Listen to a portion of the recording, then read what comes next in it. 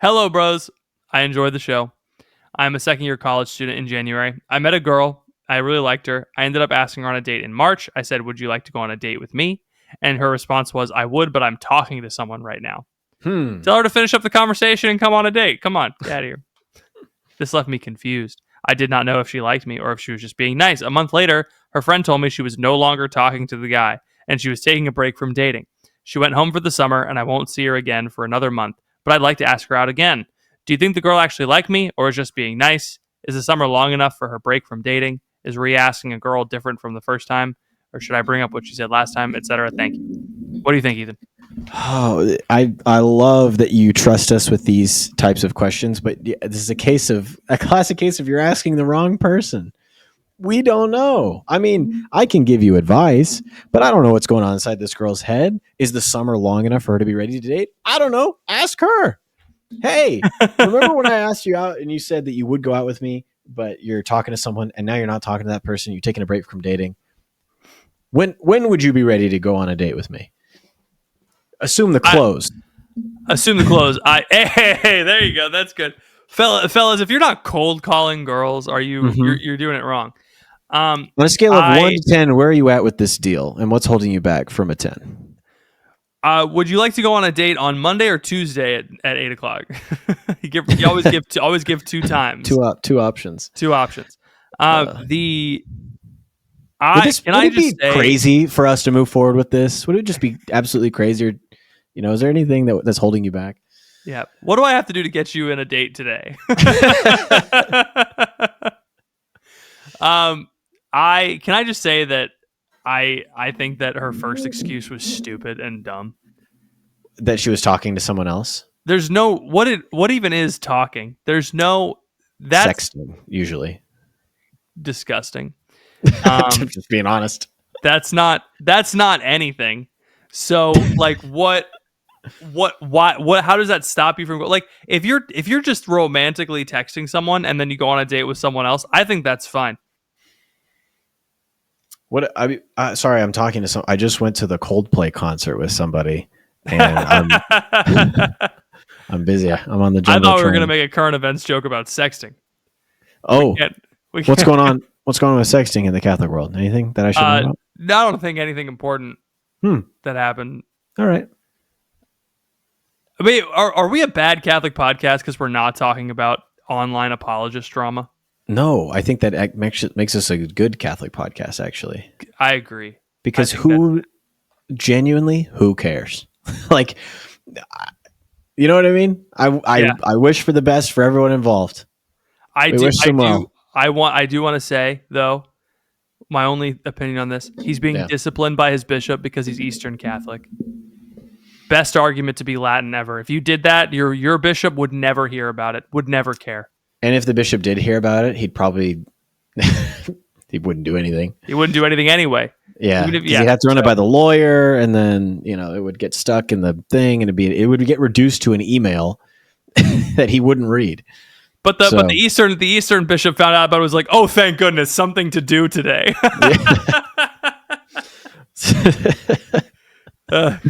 Something in between my 3-4-hour liturgies that I have to do today. Break up the monotony. I guess I'll discipline this guy. Anyway. What were we talking about? Oh, yeah, you're right. It is pretty lame to say I'm talking to somebody. Maybe she doesn't like you, but the only way to know is to ask her out again. I think you could either just be you could just leave it and be scared, be a little scaredy cat, little fraidy tiny scaredy cat, or you could do something about it. You could call her on the phone and say, "Hey, how about I drive to where you are and we go out, we get some ice cream." I do think she doesn't like you. I will say that. I think that too. Yes. I think that the talking thing is kind of a red flag, because if she liked you, she would have gone out with you. Because that other guy, this is what it is. She's texting this other guy who's not committing. Yeah. And you ask her out and she's like, "No, I want to see if this guy commits first." But she also doesn't string you along. Right, that's true. Great. This is me. When I was a young lad, I asked a girl to homecoming my freshman year. She said no because she was going. Someone else had already asked her. Then I found out later that she wasn't going with him anymore. And so I went up and I said, "Hey, would you like to go with me?" And she said, "Actually, I got asked by a third guy, and I broke off the date with this one guy. And I was like, oh, that's super scummy. And so me and that guy went to homecoming. We had a blast. Wait, really? Yeah. And then he crashed my wedding. It was Pause. fun. You went to homecoming with a guy? We went to homecoming, not together. You literally said I went to homecoming with him instead. Me and that guy went to homecoming instead. That's what I said. Okay. We wore matching suits, but that's irrelevant.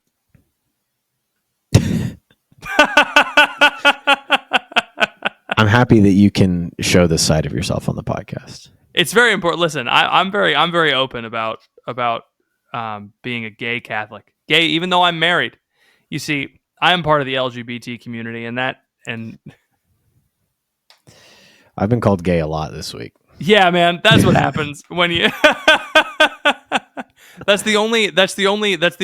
We've been Nick Fuentes fans have been mad at us on the internet for the past couple of days. And what happens when you make the frog guys mad, the frog people mad, is they call you gay, and then they post pictures of you, and then you do the same thing about their hero, and they go, "You're being so uncharitable." So mean. How dare you calumniate this person? There's a really funny picture of Nick Fuentes sitting like a villain. He's sitting very homosexual, and you just respond with that picture, and they just melt down. They get so upset. And that's the thing. It's like if we had listeners that were that into our podcast, I know. I want irrationally. Yes, they could not bear to see us in compromising positions. Yeah, they would defend us. They would defend us to the death. I think the problem is we're not cool enough for anybody to care that much about us. But that's the thing. Nick Fuentes is objectively not a cool guy. He's very small and scrawny and has a weird voice. The only way that he's made it describing me also.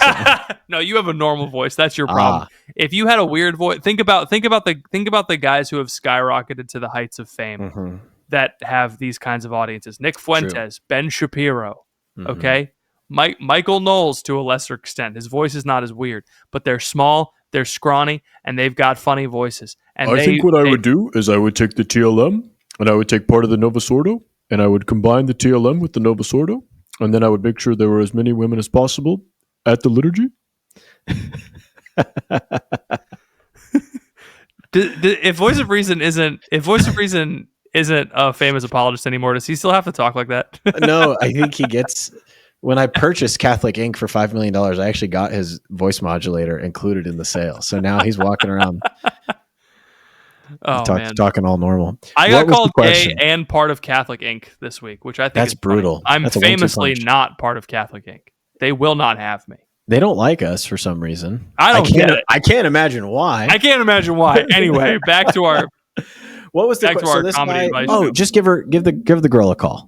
I think you do have to ask her out. She probably doesn't like you. Just ask so her out, aware. but this will be good for you, because if we're wrong and she does like you, great, we're back on track. She might be thinking, why hasn't he called me? And if she doesn't like you, great, you've wiped this off of your mind and you can move on to other greater pursuits. So I think either way, you got to just call her, rip the Band-Aid off, and get it over with. Yeah, man. And the answer might be, I like you, I'm looking forward to it, but I don't want to go on any dates until August. Okay, great. Can I call you when school starts back up, and can we try to get something scheduled? Yeah, that sounds good. Okay, great. Now at least you have a next step that you can look forward to, but then you just deal with that when you get there. Don't you have all these questions that don't matter. What you need to do is you need to call her. You need to talk to her. Yes. With your human voice.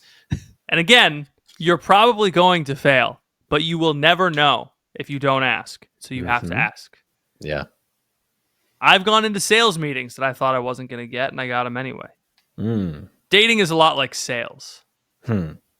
That's the theme of this podcast. I think so. I mean, it genuinely is. It's just relationships and psychology and understanding what makes someone want to say yes to something. I think that's what got people who are more successful at dating know better how to get someone to say yes, not in a manipulative way, but like there are things that you can do that make it much higher probability that someone will say no to you, and a lot of you do those things. The reason why people don't like comparing dating to sales is because everyone thinks of a slimy salesman. But think about the slimy serial dater that everyone knows and hates. It's the same thing. The same guy. You're like, I'm just another number to you. You don't care about me. You're just a pitch man. It's the same thing. People want to feel special. Anyway,